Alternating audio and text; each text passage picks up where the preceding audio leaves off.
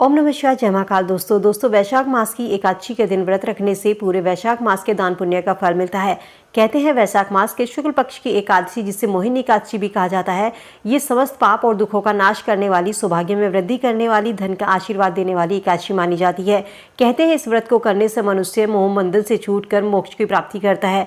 इस व्रत से मोह आदि सब नष्ट हो जाते हैं। संसार में इस व्रत से श्रेष्ठ कोई व्रत नहीं है। इस व्रत के महात्म्य को पढ़ने से अथवा सुनने से 1000 गोदान का फल मिलता है।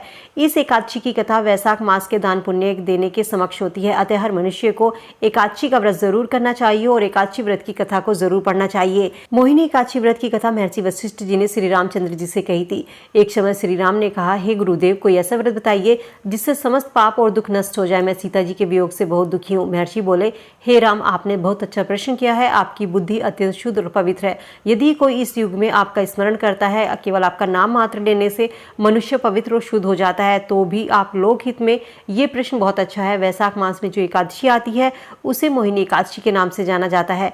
इस व्रत के करने से मनुष्य सब पापों और दुखों से छूटकर मोहजाल से मुक्त होता है। तो मैं इसकी कथा तुम्हें सुनाता हूँ। सरस्वती नदी के तट पर भद्रावती नाम की एक नगरी में धुतिमान नामक चंद्रवंशी राजा राज्य करता था। वहाँ धन धान्य से संपन्न धनपाल नाम का एक वैश्य भी रहता था। धनपाल अत्यंत धर्मालु था, विष्णु का भक्त था। उसने नगर में अनेक भोजनालय बनवाए हुए थे, प्याऊ, कुएं, सरोवर, धर्मशाला आदि बनवाई हुई थी। सड़कों पर आम जामुन नीम के उसने वृक्ष लगाए थे। उसके 5 पुत्र थे, जिनमें सुमना, सद्बुद्धि, मेधावी, सुकृति और धृष्ट बुद्धि। 5 पुत्र थे। उसके 5वां पुत्र धृष्ट बुद्धि महापापी था। वह पितर आदि को नहीं मानता था। वैश्य, दुराचारी, मनुष्यों की संगति में रहकर जुआ खेलता, शराब पीता, पर स्त्री के साथ भोग विलास करता था, मांस मदिरा का सेवन किया करता था। इस प्रकार वह अनेक कुकर्मों में वह पिता के धन को नष्ट करता था। इन्हीं कारणों से त्रस्त होकर पिता ने उसे घर से निकाल दिया। घर से बाहर निकलने के बाद उसने अपने जितने भी गहने कपड़े थे उन्हें बेचकर वो अपना जीवन निर्वाह करने लगा। जब उसका सब धन नष्ट हो गया तो वैश्य और दुराचारी साथियों ने भी उसका साथ छोड़ दिया। वह भूख और प्यास के मारे दुखी रहने लगा। कोई सहारा न देख तो उसने चोरी करना शुरू कर दिया। एक बार चोरी करते हुए पकड़ा गया तो वैश्य का पुत्र जानकर चेतावनी देकर उसको छोड़ दिया गया। लेकिन जब वो दूसरी बार चोरी करते हुए पकड़ा गया तो राजा ने इस बार उसे कारागार में डाल दिया और कारागार में वो बहुत दुखी रहने लगा। उसकी मार पिटाई हुई, उसके साथ अत्यंत प्रताड़नाएं उसे दी गई। इसके बाद में राजा ने उसे नगरी से निकल जाने के लिए कहा। जब वो नगरी से निकलकर वन में चला गया तो वहाँ वह पशु पक्षियों को मारकर खाने लगा। कुछ समय पश्चात वह बहेलिया बन गया।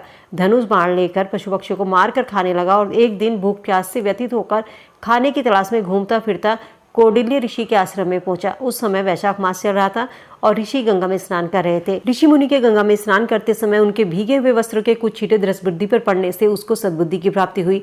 वह कौंडिल्य मुनि से हाथ जोड़कर कहने लगा, हे मुने, मैंने जीवन में बहुत पाप किए हैं। आप इन पापों से छूटने का कोई साधारण सा बिना धन का उपाय बताइए। इन दिन के वचनों को सुनकर मुनि ने प्रसन्न होकर कहा, तुम वैशाख शुक्ल की मोहिनी एकादशी का व्रत करो, इससे समस्त पाप नष्ट हो जाते हैं। मुनि का वचन सुनकर वह अत्यंत प्रसन्न हुआ और उनके द्वारा बताई गई विधि के अनुसार उसने व्रत किया। इस व्रत के प्रभाव से होकर सब पाप नष्ट हो गए और अंत में वह गरुड़ पर बैठकर विष्णु लोक को चला गया। तो दोस्तों, यदि आप मोहिनी एकादशी का व्रत कर रहे हैं तो आपको इस कथा को सुनना भी चाहिए और दूसरों को सुनाना भी चाहिए। कथा सुनने के बाद भगवान गणेश विनायक जी की चुटक विनायकी की कथा जरूर करनी चाहिए, क्योंकि चुटक विनायकी की कथा के बिना कोई भी कथा अपूर्ण मानी जाती है।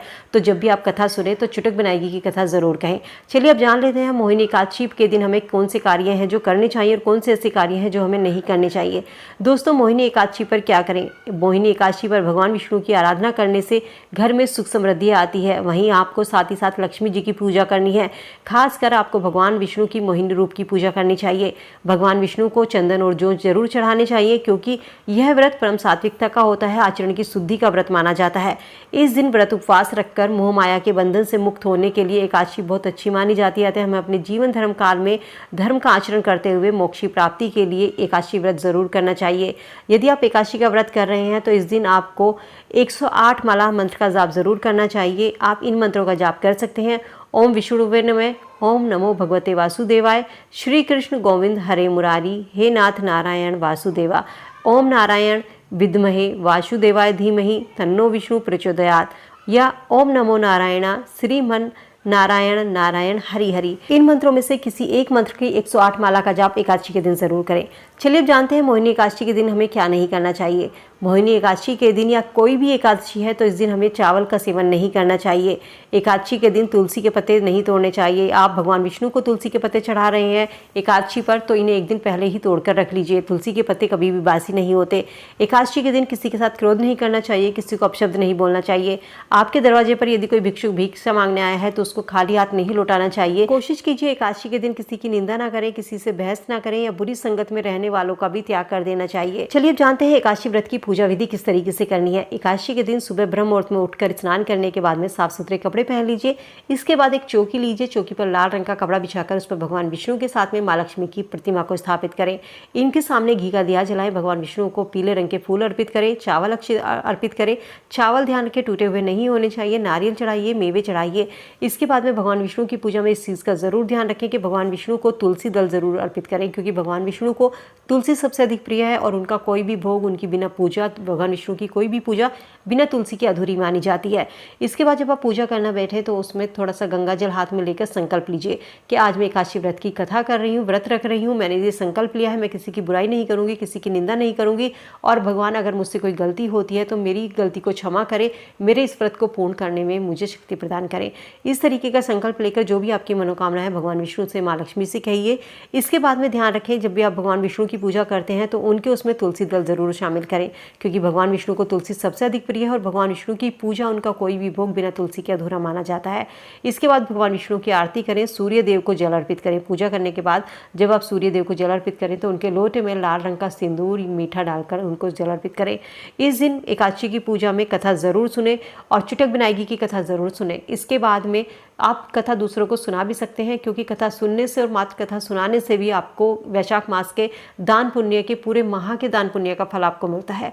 एकादशी जो रहेगी वो रहेगी 1 मई की, तो सूर्योदय तिथि के साथ ही कोई भी व्रत या त्यौहार मनाया जाता है। तो इस दिन व्रत का जब आपको पारण करना है तो वो अगले दिन सुबह आपको 6 बजे से लेकर 8 बजे तक आप व्रत का पारण कर सकते हैं। सुबह नहा धोकर भगवान सूर्य को जल अर्पित कर किसी भी गरीब को, ज़रूरतमंद को उनकी ज़रूरत की वस्तुएं आप दान कर सकते हैं। छाता दान कर सकते हैं, मटका दान कर सकते हैं, ठंडा पानी दान कर सकते हैं, पंखा दान कर सकते हैं। जो चीज़ें हमें गर्मी से राहत दिलाती हैं वो आप एकादशी व्रत में दान कर सकते हैं। दोस्तों वीडियो अगर पसंद आई और आपको लगा हो कि आपको कोई जानकारी मिली है, वीडियो को फ्रेंड फैमिली के साथ में लाइक शेयर कीजिए। चैनल पे पहली बार मेरी आवाज़ सुन रहे हैं, सब्सक्राइब करके बेल आइकन जरूर प्रेस कर लें ताकि ऐसी ही और वीडियो आपको समय से मिल सके। तो चलिए मिलती हूँ नई वीडियो में नई जानकारी के साथ। तब तक स्वस्थ रहिए, खुश रहिए।